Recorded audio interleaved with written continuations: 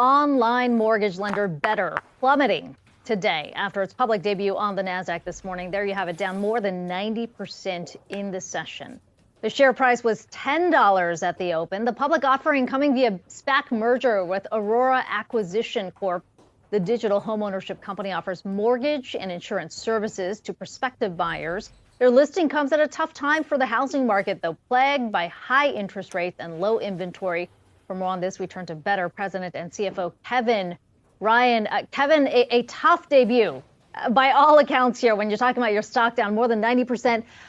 What do you think happened? Was it mispriced?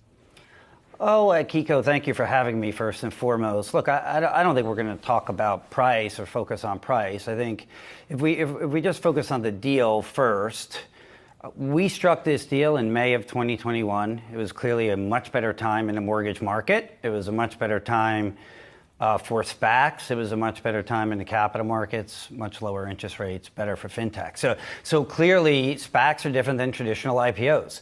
We worked very hard on this deal. We announced it in May of 2021. We worked on it throughout the winter of 21, the spring of 21. We announced it in May. And we stuck with it. It took us a long time. It took us over 2.5 years to close this deal from really start to finish, but we stuck with it. And so for us, the most important thing is we're a mission-driven company. We're a digitally native company. And we think ultimately over time, and I just heard you talking about real estate, the real estate industry, like most consumer finance industries, is going to go digital and transform from the analog way real estate's been done. And so for us, we put $568 million of capital on our balance sheet at probably the worst possible time in the mortgage cycle. And so there's 4,000 mortgage lenders in the United States. If rates stay, higher for longer, and a lot of the talk out of Jackson Hole is higher for longer, I think a lot of those companies are going to struggle, and many may go out of existence. And we just shored up our balance sheet at a time where nobody really thought anybody in this sector could. So this is $568 million of cash, clearly at a 2021 valuation, and the stock is way down today. We're not surprised, but we're building long-term value for shareholders.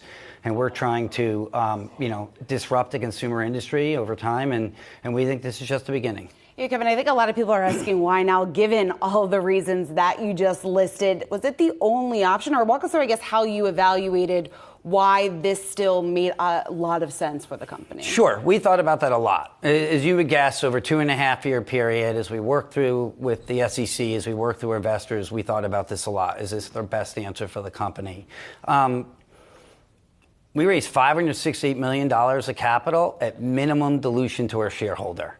As a management team, our duty is a fiduciary duty to the shareholders to get the best deal possible. Mm-hmm.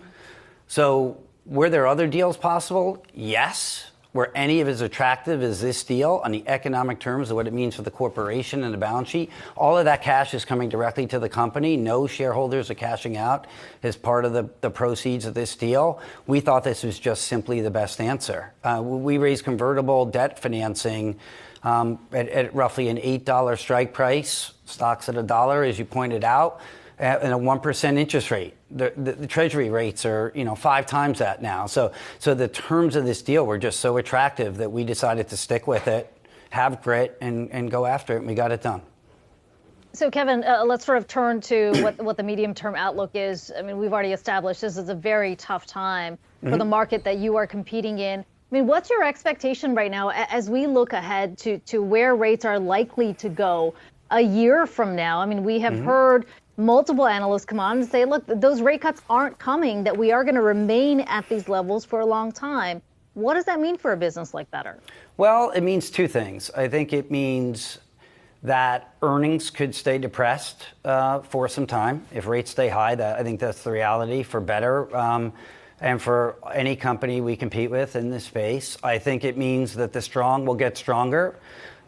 Because they actually have the capital to see it through the cycle. We've put ourselves in a position to be right there. One of the 5 best capitalized mortgage companies, non-bank mortgage companies in the industry already overnight as a result of this deal. So I think it may mean you have more time to invest in the business. We're going to take some of the proceeds of this deal and we're going to reinvest in Tin Man, which is our homegrown digital offering. It's our homegrown technology that we built from ground up. We're going to invest in that. We'll invest a little bit in marketing. We're going to diversify the revenue stream of the business to take some, but clearly not all, the cyclicality out of the company.